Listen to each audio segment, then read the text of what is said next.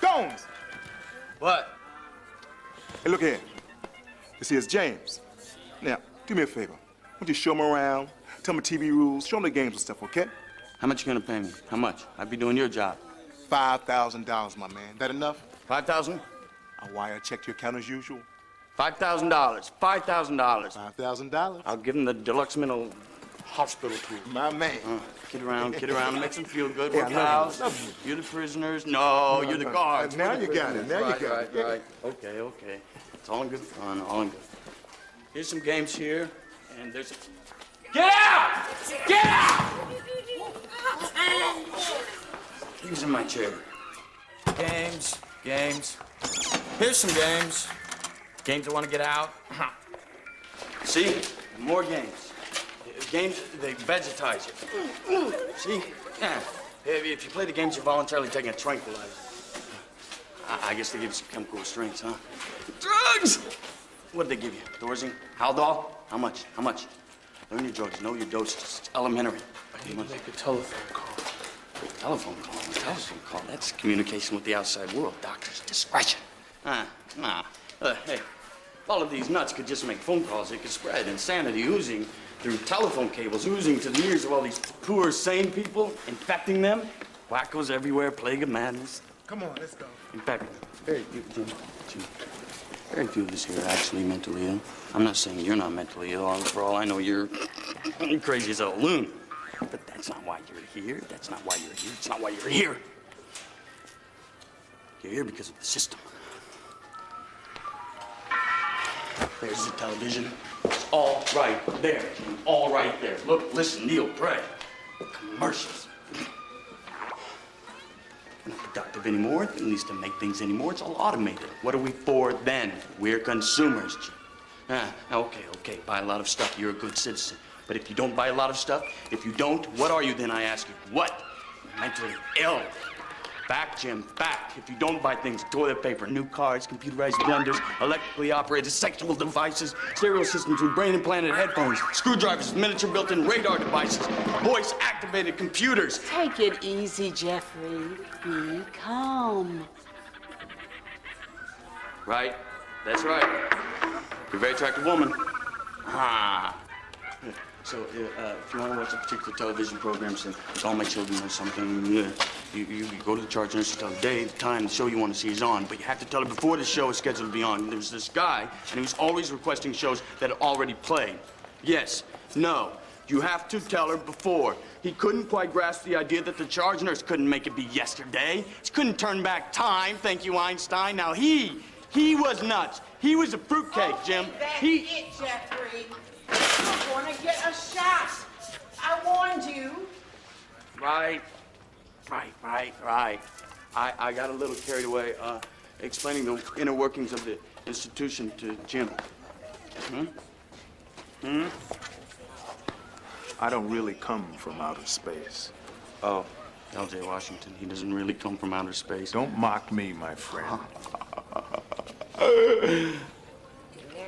Get out of my chair! I'll spend the rest of my life in the stockade if I have to, but I'm done with this. I'm not gonna ask you again, soldier. Captain! Now this is bullshit. Fall in. You gonna shoot me over Ryan? No, I'm gonna shoot you because I don't like you. Sir, listen, so if he wants to go, just let him go. You gonna shoot me? Are you letting this happen? Captain, you see this? Captain. Sir, Ryan's dead. Bullshit. So we have a situation. This is bullshit. Get in on. Captain, I have a sixth sense about these things. I know it in my bones. We don't kill that son of a bitch crap. Now you're gonna shoot me. Huh? He's better than you. Then why don't you just do it, Sarge? Do it, man. Put one in my leg and give me that $1 million. I'm gonna shoot you in your big goddamn mouth! Well, put your money where your mouth is and do it then. Do it. You don't know Pull how the to trigger shut up. already. Captain, please. What's the pool on me up to? You are a coward, son of a bitch! I'm waiting, Sarge. Mike, I'm what's waiting. the pool on me up to right now? What's it up to? What is it, $300? Is that it? 300? I'm a school teacher.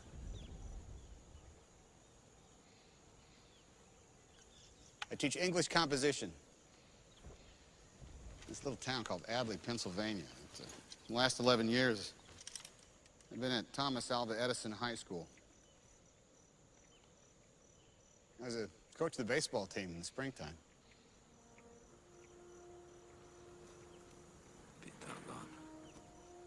Back home, and I tell people what I do for a living, they think, well, nah, that figures. But over here, it's a big mystery. So I guess I've changed some. Sometimes I wonder if I've changed so much, my wife is even going to recognize me whenever it is I get back to her. And how I'll ever be able to tell her about days like today. Ryan, I don't know anything about Ryan. I don't care. Man means nothing to me. It's just a name. But if, you know, if going to Ramel and finding him so he can go home, if that earns me the right to get back to my wife, well, then that's my mission. You want to leave? You want to go off and fight the war? All right. All right, I won't stop you. I'll even put in the paperwork. I just know that every man I kill, the farther away from home I feel.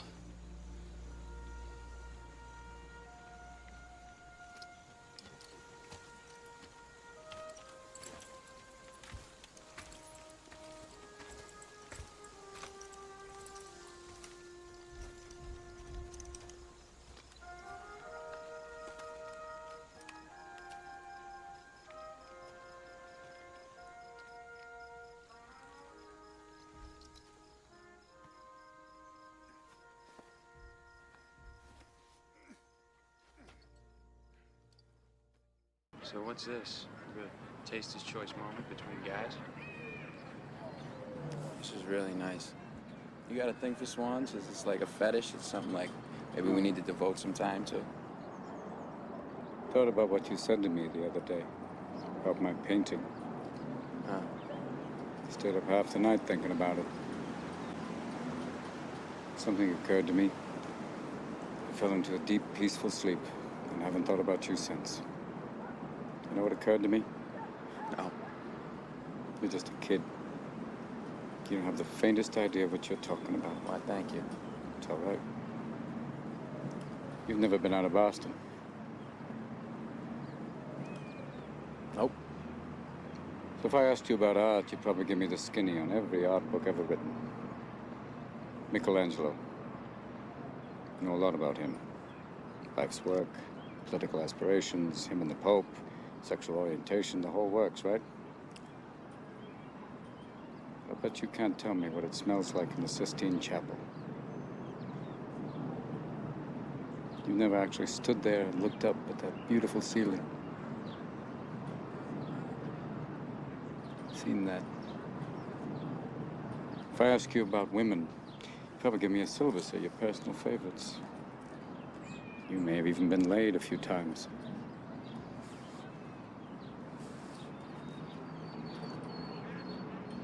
But you can't tell me what it feels like to wake up next to a woman and feel truly happy. You're a tough kid. I ask you about war, you'd probably throw Shakespeare at me, right? Once more into the breach, dear friends. But you've never been near one. You've never held your best friend's head in your lap and watch him gasp his last breath looking to you for help. I ask you about love, you'd probably quote me a sonnet. But you've never looked at a woman and been totally vulnerable. Known someone that could level you with her eyes. Feeling like God put an angel on earth just for you. Who could rescue you from the depths of hell. And you wouldn't know what it's like to be her angel. To have that love for her be there forever. Through anything. Through cancer. And you would know about sleeping sitting up in a hospital room for 2 months, holding her hand, because the doctors could see in your eyes that the terms visiting hours don't apply to you. You don't know about real loss, Because that only occurs when you love something more than you love yourself. I doubt you've ever dared to love anybody that much. I look at you, I don't see an intelligent, confident man. I see a cocky, scared, shitless kid. But you're a genius, Will. No one denies that. No one could possibly understand the depths of you. But you presume to know everything about me because you saw a painting of mine. You ripped my fucking life apart.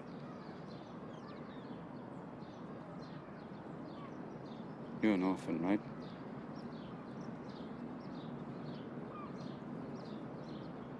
Do you think I'd know the first thing about how hard your life has been? How you feel? Who you are? Because I read Oliver Twist. Does that encapsulate you? Personally, I don't give a shit about all that, because you know what? I can't learn anything from you. I can't read in some fucking book. Unless you want to talk about you, who you are. Then I'm fascinated. I'm in. But you don't want to do that, do you, sport? You're terrified of what you might say.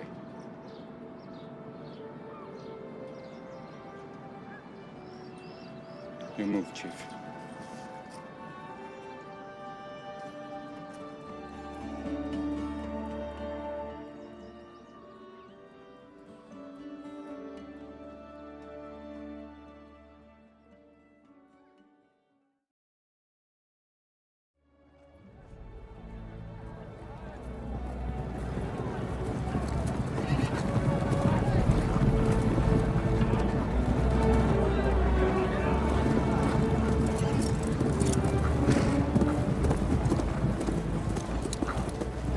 He says this must be a fashionable fight. It's drawn the finest people. Where is thy salute? For presenting yourselves on this battlefield, I give you thanks. This is our army. To join it, you give homage. I give homage to Scotland. And if this is your army, why does it go? We didn't come here to fight for them. Oh! The English are too many.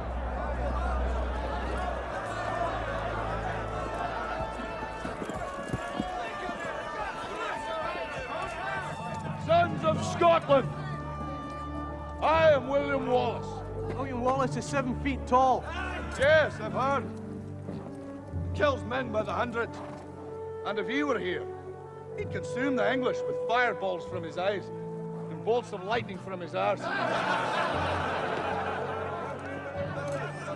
I am William Wallace. And I see a whole army of my countrymen here in defiance of tyranny. You've come to fight as free men. And free men you are. What will you do with that freedom? Will you fight? Fight against that? No! We will run! And we will live. Aye. Fight and you may die. Run and you'll live. At least a while. And dying in your beds many years from now, would you be willing to trade all the days from this day to that for one chance, just one chance, to come back here and tell our enemies that they may take our lives, but they'll never take our freedom!